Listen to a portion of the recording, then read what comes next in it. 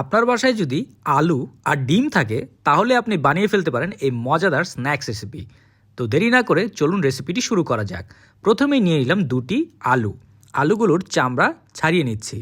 আপনারা কে কোথা থেকে আমার এই ভিডিওটি দেখছেন অবশ্যই কমেন্ট করে জানাবেন। আমি আপনাদের সবার কমেন্টের উত্তর দিব, কারণ আপনাদের কমেন্ট পড়তে আমার খুব ভাল লাগে। এরপর এই আলুগুলোকে আমরা পাতলা পাতলা করে কেটে নিব। যত বেশি পাতলা করতে পারবেন তত বেশি ভালো, কারণ এই রেসিপিতে আমাদের আলুগুলোকে খুবই পাতলা হতে হবে। পাতলা করে কাটা হয়ে গেলে আমরা এই আলুগুলোকে নিয়ে একটি পানির পাত্রে দিয়ে দিব।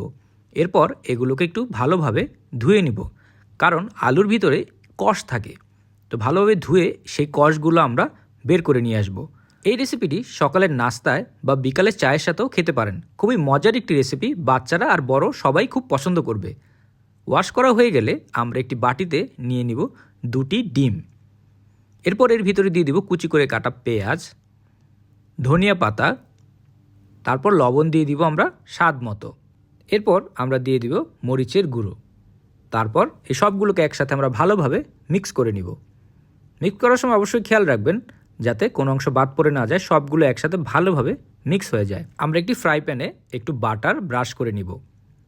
ব্রাশ করা হয়ে গেলে আমরা এর উপরে দিয়ে দিব কুচি করে কাটা আলু। পাতলা পাতলা স্লাইসের আলুগুলো আমরা সুন্দর করে সাজিয়ে দিব। দেখতেই পাচ্ছেন, আপনারা ঠিক এইভাবে সাজিয়ে দিলে দেখতে সুন্দর লাগবে। এরপর আমরা এই আলুর উপরে দিয়ে দিব সামান্য লবণ। লবণ দেওয়া হয়ে গেলে আমরা এর উপরে দিয়ে দিব গোলমরিচের গুঁড়া। তারপর একে ঢাকনা দিয়ে আমরা 10 মিনিটের মতো রান্না করব। 10 মিনিটের মতো রান্না করলে আলুগুলো সেদ্ধ হয়ে আসবে। এরপর এর উপরে আমরা দিয়ে দিব আমাদের ডিমের মিশ্রণটি। পুরো মিশ্রণটি আমরা চারিদিকে ছড়িয়ে দিব।